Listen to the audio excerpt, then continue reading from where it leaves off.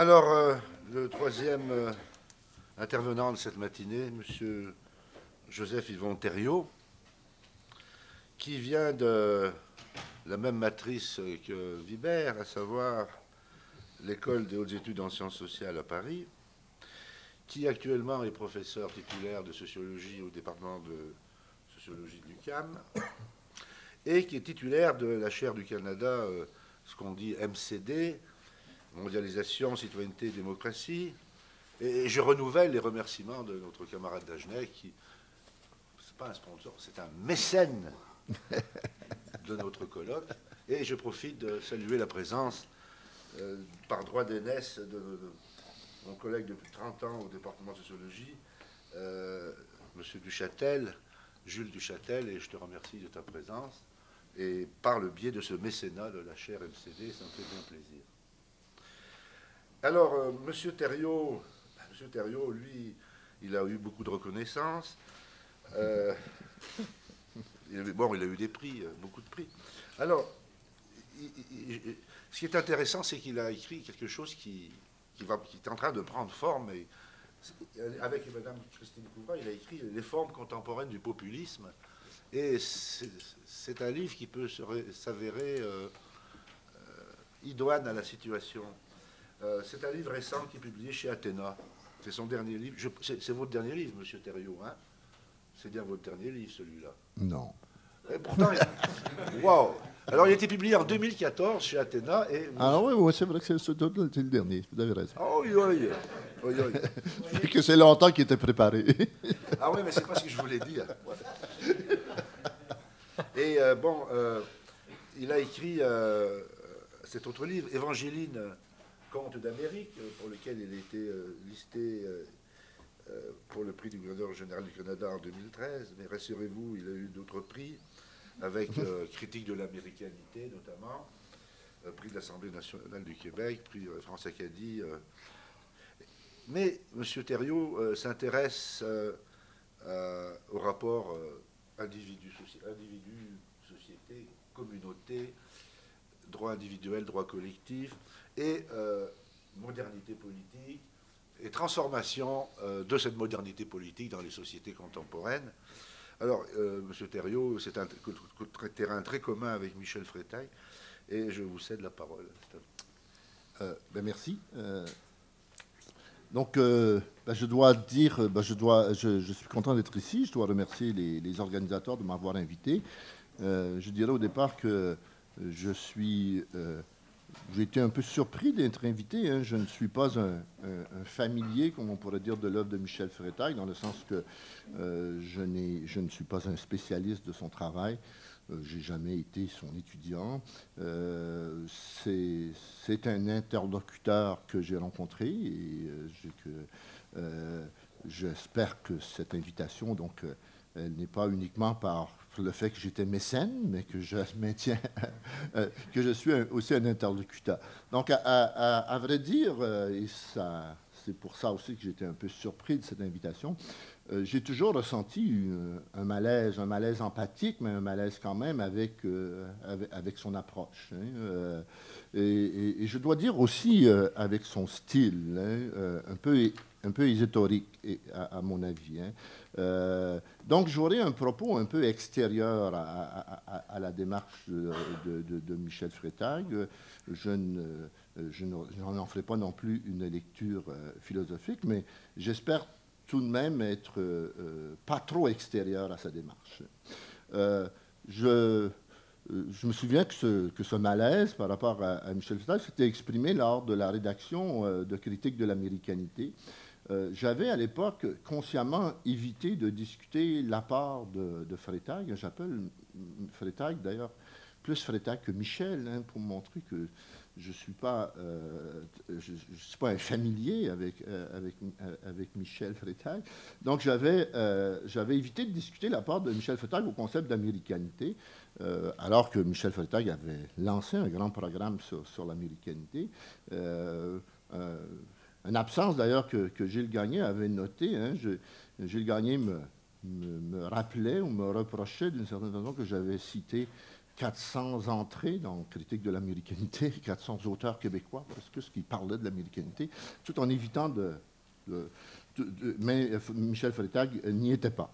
Je l'avais fait parce que le travail de Freytag sur l'américanité ne portait pas sur la représentation québécoise de l'américanité, ce qui était proprement l'objet de ma recherche et du texte, mais portait sur l'américanité comme porte d'entrée. Hein, ce que Michel Freytag voulait faire dans l'américanité, c'est l'américanité comme poste d'entrée à la postmodernité, hein, le mode de déploiement historique de l'Amérique états-unienne comme microcosme d'une nouvelle forme de régulation postmoderne.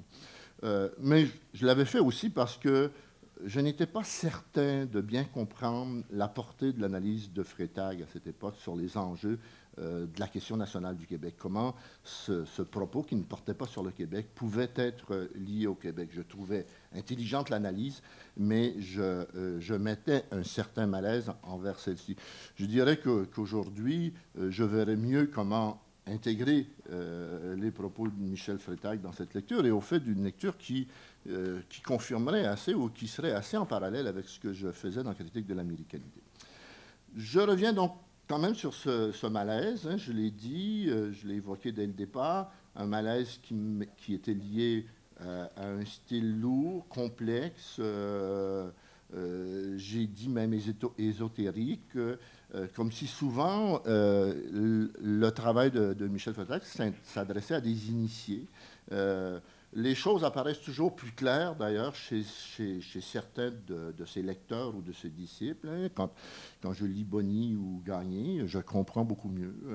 Et encore là, les magistrales démonstrations que viennent de faire Vibert et Martin ici, je pense qu'ils ont raison. C'est ce que intuitivement je lis dans l'œuvre de Sam, mais c'est pas aussi limpide que ce qu'ils viennent de raconter. J'ai trouvé néanmoins chez Freytag de grandes affinités avec des thèses et des théories que je partage. Hein. Je pense à l'analyse de la rationalisation du monde, hein, ou du désenchantement du monde qui suivent la démarche de Max Weber et plus récemment de Marcel Gauchet, ou des traditions où toute son insertion dans la tradition critique telle qu'elle est reprise par Habermas aujourd'hui. Je n'ai jamais toutefois, et c'est de cela que je voudrais parler aujourd'hui, hein, je n'ai jamais toutefois partagé son pessimisme, hein, voir le caractère quelque peu apocalyptique de son travail. Brian Singer disait hier, moi je n'emploierais pas ce mot, maniaco-dépressif, mais il y a quelque chose là qui crée un malaise pour moi. Pour tout dire, et j'hésite à dire cela devant une assemblée comme celle-ci, hein, où il y a plein de vrais spécialistes, largement plus familiers que moi avec le travail de Michel Freytag, mais aussi de Hegel. L'approche freytagienne, hein, pour moi, toute hegelienne qu'elle soit, manquait de dialectique. Hein, c'est-à-dire, où en fait, qui était une dialectique inachevée. Hein. Pour le dire autrement, je n'ai jamais trouvé dans l'œuvre de Freytag la voie par laquelle s'exprimerait aujourd'hui l'antithèse à la rationalisation du monde ou à l'aporie de la liberté. Hein. Certes, je sais que Michel Freytag était partisan, et il le répète souvent, d'une réinjection d'une normativité dans le procès décisionnel opérationnel qu'il constatait, hein, on l'a rappelé ici tout à l'heure, mais son travail m'indiquait plutôt que cette normativité critique avait disparu de la configuration du monde dans lequel nous vivons. Disparu de l'université, avait-il dit, hein, où nous serions passés d'un mode de gestion institutionnelle, l'institution étant définie par une norme qui la transcendait, à un mode de gestion organisationnelle. Hein, l'organisation est purement stratégique, purement en réseau, etc. Donc, l'université serait devenue complètement instrumentalisée, disparue des logiques du capitalisme par le passage du capitalisme bourgeois dans lequel il y avait une certaine forme d'intentionnalité qui persistait au capitalisme organisationnel à partir des années 1930-1940, disparue de l'universalisme juridique, ce qu'on revoit dans l'abîme de la liberté, ce qu'on y reviendra, par le passage au juridisme, par le passage de l'universalisme juridique au juridisme empirique, et enfin disparu globalement du politique, donc, par la disparition de la régulation politico-institutionnelle et le passage à une régulation décisionnelle opérationnelle. Dans toutes ces formes, nous montrait que le lieu par lequel pouvait s'exprimer l'antithèse à la rationalisation ou à l'aporie de la liberté avait disparu de nos sociétés. J'ai toujours cru qu'il manquait donc de dialectique dans l'œuvre de Freytag, car la normativité, qui était l'antithèse à la rationalisation administrative du monde, sortait de chez lui non d'une théorie de la société, sa théorie de la société annonçait plutôt le contraire, donc elle ne sortait pas d'une théorie de la société ou d'une analyse de la société ou d'une reconnaissance des institutions de la société, mais d'une pure intentionnalité. Il était en quelque sorte comme un prédigitateur qui, après avoir fait disparaître toute trace du lapin, faisait surgir à la fin du spectacle de façon inattendue, dans sa poche arrière, un beau lapin tout grand. J'ai trouvé de façon plus savante, je dirais, la formulation de ce reproche dans une citation de Jürgen Habermas qui s'adresse non pas à Michel Freytag, mais à Niklas Luhmann. Et je cite Habermas. Habermas dit de fait, le fonctionnalisme systémique de Luhmann, cette idée que la société, chez Luhmann, c'est plus qu'un constat de la société actuelle, c'est une théorisation de comment les sociétés marchent. Mais de fait, le fonctionnalisme systémique de Luhmann se fonde sur le présupposé que les sociétés modernes, le monde vécu symbolique, structuré, a déjà été refoulé dans les niches d'une structure sociale devenue un système autonome et qu'il a été colonisé par elle. La tendance à la bureaucratisation décrite par Weber atteindront-elles le stade prévu par Orwell, où toutes les opérations d'intégration passent à des mécanismes de type systémique? Et la réponse d'Habermas à cette question à Luhmann, cette réponse en disant est-ce que c'est la fin du monde vécu par l'opération d'un systémique absolu? Il dit, pour ma part, je vois la faiblesse. Donc il dit, pour ma part, je vois la faiblesse méthodique d'un fonctionnalisme de système posé en absolu, précisément dans le fait qu'il choisit ses principes théoriques comme si le processus dont Weber avait perçu les commencements était déjà terminé, comme si une bureaucratisation devenue totale avait déjà déshumanisé la société dans son ensemble, et notamment comme si elle l'avait rassemblée en un système qui s'est arraché à son ancrage dans un monde vécu, structuré par la communication, tandis que pour sa part, ce monde vécu aurait été abaissé au statut d'un sous-système parmi d'autres. Ce monde administré était pour Adorno la vision même de la terreur. Chez Luhmann, il est devenu un présupposé trivial. Quand je dis qu'il manque de la dialectique chez Freytag, c'est que je vois que la tendance de la déshumanisation qu'il décrit dans la théorie de la postmodernité et dans la régulation décisionnelle opérationnelle démontre que la tendance donc, à la déshumanisation est pour devenir ainsi, pour ainsi dire, devenue vraie. Donc, un peu comme Habermas le dit par rapport à Luhmann, comme si le présupposé théorique de la postmodernité était devenu un présupposé trivial. Les cultures dans lesquelles, sans porte de sortie, donc la culture dans laquelle, sans porte de sortie possible, nous baignons aujourd'hui.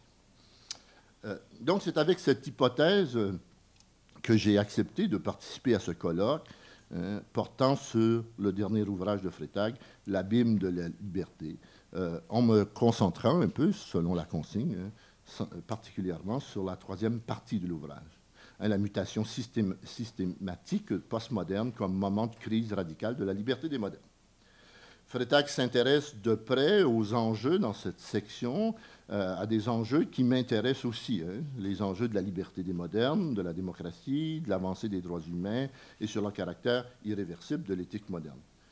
Le pessimisme de Freytag sur le déclin des valeurs et de la démocratie moderne se confirme-t-il dans cet ouvrage? Déjà, vous en conviendrez, le titre de l'ouvrage annonce dans son nous invite à penser que oui, l'abîme de la liberté. En référence d'ailleurs à Arnold Cohen et Niklas Luhmann, Freytag dira, et il dit, je résume un peu le travail de l'abîme de la liberté en disant, tous deux expriment ce qui est au cœur de l'aporie de la liberté et qui consiste dans son extériorisation dans des systèmes sans sujet ni fin. Des systèmes sans sujet ni fin. La postmodernité serait un délestage final de l'idée et de la praxis moderne de la liberté. C'est Freytag lui-même qui résume son travail à partir de cette idée-là. Plus loin, il dit une vaste littérature affirme aujourd'hui, traversée par un large courant théorique, confirme cette aporie de la liberté ou cet abîme de la liberté, la philosophie de la mort du sujet, la fin de la représentation, le procès sans sujet ni fin. Dans cette section, Michel Freytag rappelle comment, par exemple, les droits humains étaient des principes normatifs, dans ce qu'on pourrait appeler la première modernité. Des principes normatifs qui, dans cette première modernité, encadraient le politique. Le politique était encadré par un principe qui était celui de l'universel, mais ils n'étaient pas directement politiques. Certes, dit-il en se référant à Habermas, certains voient aujourd'hui dans l'affirmation ou dans la radicalisation des droits humains contemporains le maintien de la promesse d'autonomie des modernes, mais il dit c'est une version linéaire, rassurante et sociologiquement simpliste, c'est-à-dire qu'il n'y aurait pas de possibilité, il y aurait plus de possibilité de trouver des sources ou un potentiel d'émancipation, comme Habermas le croit, par exemple, dans la référence aux droits humains. Il y a plutôt renversement de la perspective. Les droits humains comme droits de l'humanité surplombant le politique et permettant aux politiques d'agir sont devenus des droits particuliers, dit-il, substantiels, droit à la différence. On en a parlé tout à l'heure. Ils sont devenus, et je le cite, un principe purement négatif, perdant toute référence au commun. Ils sont caractéristiques du caractère totalitaire de cette nouvelle réalité sociale, et c'est Freytag qui parle. Ils sont caractéristiques donc de cette nouvelle, ils sont caractéristiques donc du caractère totalitaire de cette nouvelle réalité sociale où se généralise le mode d'opérativité systémique. S'appuyant sur Habermas cette fois, il rappellera que ces deux univers dissociés dans la régulation décisionnelle opérationnelle, le monde des systèmes et le monde du sens, le monde vécu, ne se rejoignent plus qu'à travers leur fusion dans un même univers virtuel opérationnellement unifié qui se réalise de manière non dialectique à travers l'emprise des systèmes communicationnels et informatiques. Et de conclure, le moins que, c'est Michel Freytag qui parle, il dit le moins que l'on puisse dire, c'est que la réalité ne répond plus au concept, c'est-à-dire que la division entre le monde vécu et le monde des systèmes ne répond plus à son concept de système séparé, mais est complètement homogénéisé. Autrement dit, la dialectique, il n'y a plus dans la modernité avancée ou dans la postmodernité ou dans le mode opérationnel décisionnel d'éléments de dialectique. Les traditions restent en réserve de mobilisation pour toutes sortes de raisons morales, mais non politiques. Tout cela, on en conviendra, tend à confirmer mon malaise initial ou mon hypothèse initiale d'un pessimisme intégral chez Michel Freytag, hein, la fin de la dialectique. Hein. Il y a néanmoins quelques nuances ici et là dans l'ouvrage et dans la section que j'ai particulièrement traversée, en parlant, par exemple, de Luhmann et des systèmes autorégulateurs, autoréférentiels, autopoétiques. Il dira, un peu à la manière qu'Habermas annonçait, il dira qu'il faut prendre son analyse comme une tendance, ou encore ce qui laissait présager ce qui reste présagé qu'il reste un potentiel émancipateur dans la société moderne. Toujours en regard du systémisme absolu de Luhmann, il dira « S'il faut prendre cette nouvelle réalité au sérieux, c'est au contraire dans la perspective critique qui reste culturelle et surtout politique. » Il se plaint plutôt même du pessimisme de Hannah Arendt. Hein. La liberté, dira-t-il en regard d'Arendt, a besoin d'un complément, bien plus un cadre normatif substantiel, hein, ce qu'Arendt ne ferait pas. Mais ce complément d'âme, je trouve, dans son démarche, a plus les allures d'une incantation que d'une réalité sociologique. Hein. Dans la finitude et la contingence, il nous appartient en revanche de savoir ce que nous faisons. De manière assez évasive, je considère, moi, je trouvais que mes collègues avaient fait beaucoup de précisions là-dessus qui ne m'apparaissaient pas aussi claires dans l'ouvrage, mais de manière évasive, Freytag rappelle comment cette normativité pervue pourrait se retrouver dans un univers dialogue des civilisations, un universel concret, etc., dans la logique intercivilisationnelle. Je dis évasive car finalement j'ai trouvé dans mon travail de limier en cherchant l'antithèse à l'abîme de la liberté, j'ai trouvé 2 fois où il exprime un peu plus clairement et de façon très concrète comment cet universel concret quels sont les éléments substantiels qui pourraient être ramenés pour discuter de cet universum concret. Et page 460, il dit « Il est juste alors de relever que d'autres grandes civilisations, comme celle de la Chine ou celle de l'Inde, n'ont pas élevé de telles prétentions conséquentes, bien qu'elles aient été convaincues de détenir elles aussi un accès univoque aux privilèges liés à la liberté, ou du moins à la justesse et à la sagesse, et bien qu'elles eussent par elles aussi, à un moment donné de leur histoire, mobilisé une puissance qui leur aurait pu leur permettre de s'engager, au moins subjectivement, dans une entreprise définie d'expansion prosélytique. Donc, il fait référence ici aux grandes civilisations comme la Chine et l'Inde qui devraient être intégrées dans cet universum.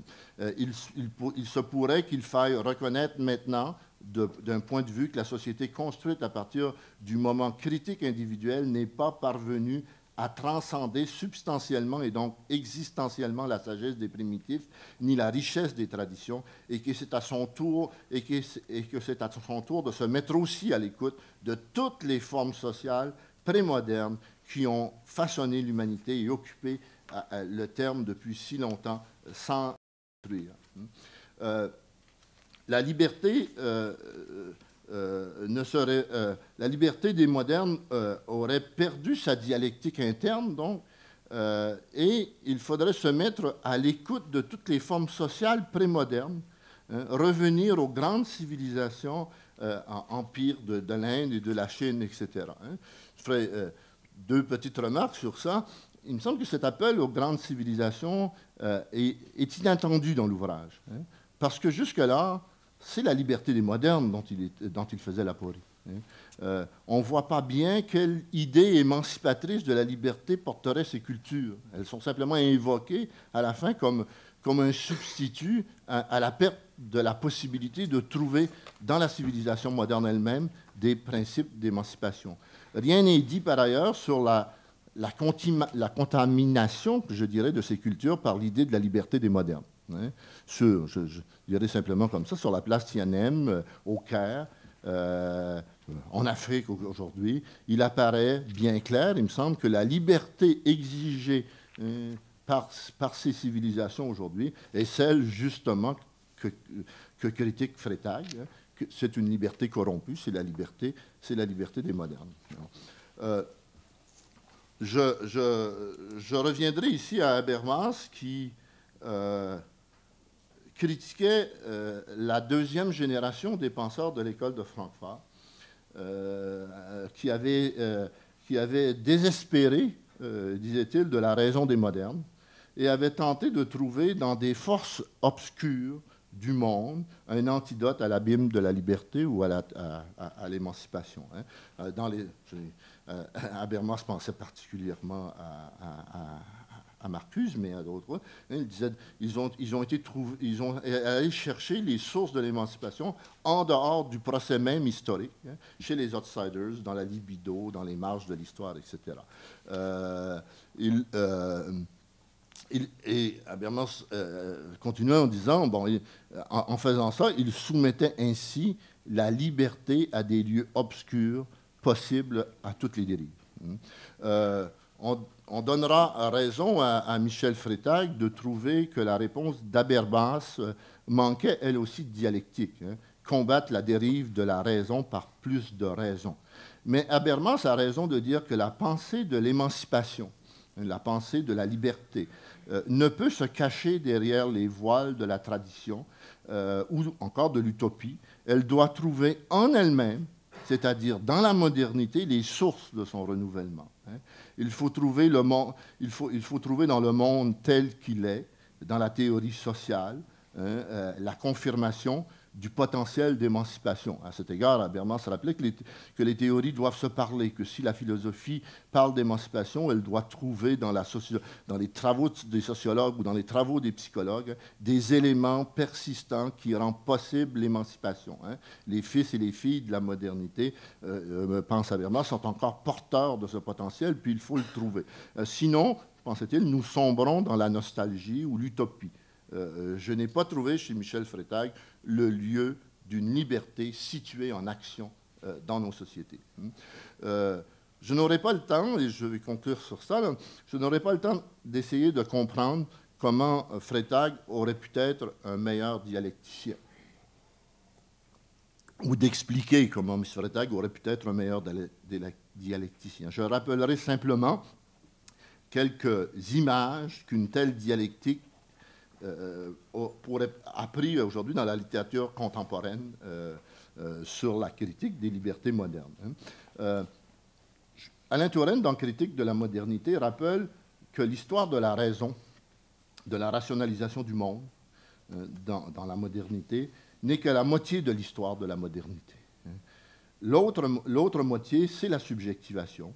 Hein. Si la liberté des modernes est la liberté par la raison, la liberté abstraite qui conduit à l'abîme de la liberté dont parle Freytag, elle est aussi, si on poursuit cette logique, elle est aussi la liberté du sujet créateur du monde. Ce sujet, il a un corps, une âme, un sexe, une langue, un statut social, hein, il a une sensibilité. Il y a là un foisonnement d'un sens qui est moderne, hein, acteur, créateur du monde, à la source de la démocratie moderne, et que toute dialectique, il me semble, devrait saisir. Hein. La modernité n'est pas que... D'ailleurs, je pourrais le dire comme ça. Freytag s'est penché sur la liberté. Hein. Je pense que la modernité se définit plus par l'autonomie et que la liberté n'est qu'une pente possible de l'autonomie, hein, que l'autre possibilité de l'autonomie, c'est je construis moi-même mon monde. Nul besoin de fonder un sujet imaginaire utopique à la Négri, par exemple, dans la multitude, ou à la Badiou dans son idée du communisme. Là, c'est une vision, effectivement, ces auteurs ont une vision, effectivement, linéaire de la raison, pense Freytag, et il a raison. Mais je pense que le pessimisme freytagien serait largement atténué si Freytag s'était mis à l'école de Claude Lefort, et dans sa foulée, celui de Marcel Gauchet. Ceux-ci trouvent, je pense, dans une idée des institutions démocratiques modernes, non pas comme rationalité démocratique, mais comme institution d'une liberté inachevée, d'une éternelle invention, comme lieu de la reconnaissance de la liberté comme conflictualité sur les valeurs, lieu, je pense que la dialectique de la liberté des modernes, donc lieu de la liberté politique moderne, même si elle est dans une phase atténuée et qui me semble qu'elle fonctionne encore. Du moins, ce serait dans le travail de sauvegarder les institutions de la République moderne, elle-même engrangeuse de dialectique, qu'un antidote à l'essoufflement contemporain de la liberté. Je ne dis pas de l'abîme de la liberté, il n'y a pas de remède à un abîme, mais il y a des remèdes à un essoufflement de la liberté. Donc je dis que c'est dans ces institutions qu'on pourrait imaginer, qui sont traversées par une dialectique, et où cette dialectique renvoie au monde réel, donc à une liberté en contexte. Donc c'est sur ça que je terminerai. Merci.